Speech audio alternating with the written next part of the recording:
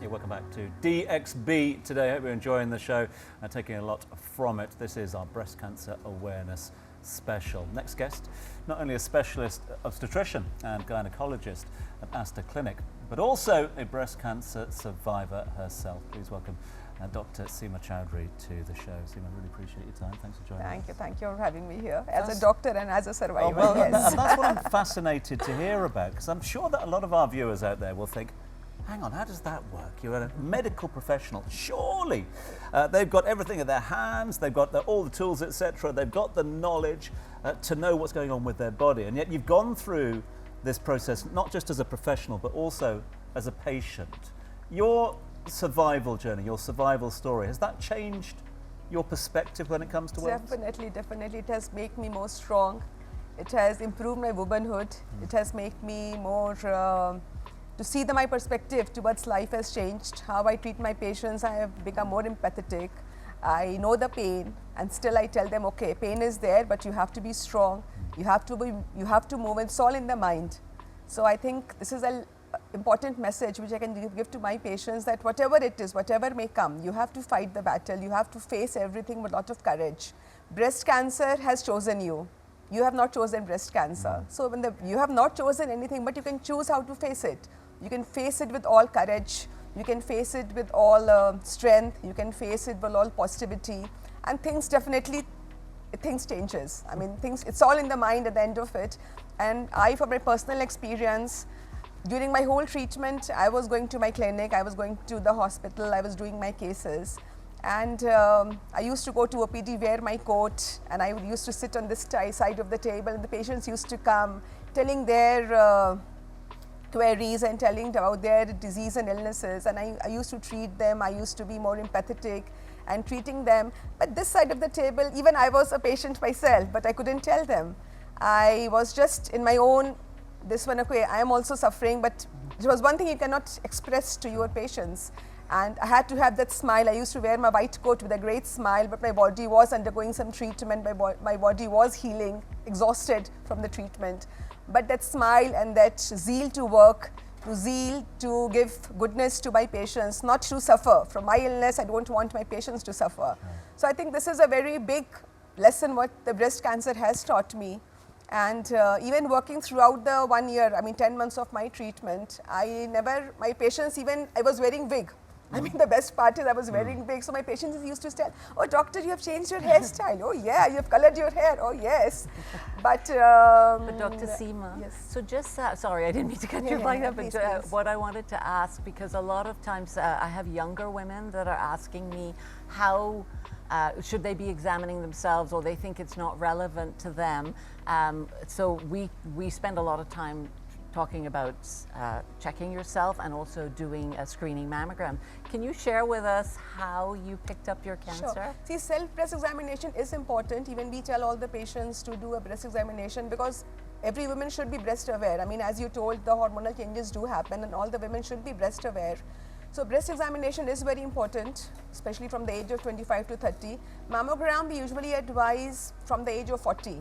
Like, annual mammograms should be there, but if you have a family history of breast cancer, the mammogram can start much earlier, by the age of 35 or maybe before that. Most of the breast cancers, they present as a lump, but not necessarily. I did not have a lump. Okay, I used to feel a very small lump in the breast, but I thought, okay, it's a normal thing, because we see patients as fibroadenoma, and we thought, okay, it's a small fibroadenoma, nothing to worry. But one fine day, I saw my dimpling of skin. When I was taking shower, I saw my skin is going inside. And that struck me, oh my God, what we read in the books, dimpling of skin is the first sign of cancer. So the same day I went, I got my ultrasound done. So in the ultrasound, I could see some irregular masses. So I thought, okay, could be cancer. I went to the hospital. I drove to the hospital, in fact. I drove and I got my biopsy done. So biopsy result takes about a week or 10 days to come. So I was knowing that, okay, it could be cancer, but somewhere down your heart, you're not ready to accept it. Okay. I actually wanted to ask you about that, Dr. Seema, because I mean, you specialize in this, you do surgeries, you are well educated in this subject. Did you ever think this would happen to you? That's my first question to you. And number two, as somebody who's been on both sides of the aisle, what would you say is the kind of support system that patients typically require? See, support system can be of two types. First is self-support. When I was diagnosed with breast cancer, I had to know, okay, this is my cancer type, who is my oncologist, what is my treatment plan. So first is you have to support yourself with knowing everything about it, what is the breast cancer, I mean, what stage I am, what treatment modalities I have. So you have to be strong. You have to support yourself. Okay, I have a treatment plan of 10 months, but in 10 months, I have to continue work. I have to stay strong, take care of my patients, take care of my life. And then the second comes your family support. So family support is very important, family and friend support, the emotional empathy what they give you. My husband and my children, they were always beside me. So there's a very strong, my friends, they were always accompanying me to my chemo. So in my workplace also, they never pressurized me to come and work. It was my choice. They told me, okay, doctor, whatever leave you want, you can take. But it was my choice to continue working. So I think a strong support system, a strong family support is definitely very important. But before that, you have to help yourself. You have to say that, okay, you have to understand it's a cancer. I have to deal it for the next 10, it's in your body. So first of all, you have to deal it. Before taking support from other person, I think you have to understand yourself, understand the whole treatment of it, support yourself, be strong, and then take the additional supports from other people. So, Dr. Seema, sorry. No, go ahead. I was just wondering, because there's going to be a lot of women out there watching this. What was the one thing that you would say, that you could say to them that they should need to start to do and change lifestyle choices and so on and so forth? See, it all depends on the age group of the women, 20s, 30s, 40s, and menopausal women. So in the young age, definitely lifestyle is very important. 20s, I would suggest the young women that they start working. So nutrition and lifestyle and PCOD, all those things have become so common nowadays. So be more judgmental, be more conscious about your food choices, your exercise choices. Rest is also very important.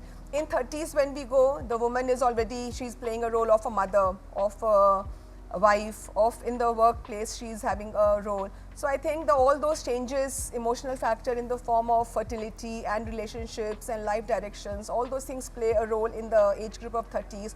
So I think all these mental support and emotional support should be given to the mother, to the women in the age group of 30s, and we should tell them to have a me time in which you know yourself, you know what is making you happy, you develop your hobbies. So all those things are important. When we go to the 40s is a perimenopausal kind of age. So in this age, all the screenings start, your breast cancer screening and colorectal screening and the pap smear and all those things continues. But I think woman also has to prepare herself for the menopausal thing. So bone health is so important because menopause doesn't happen a fine day.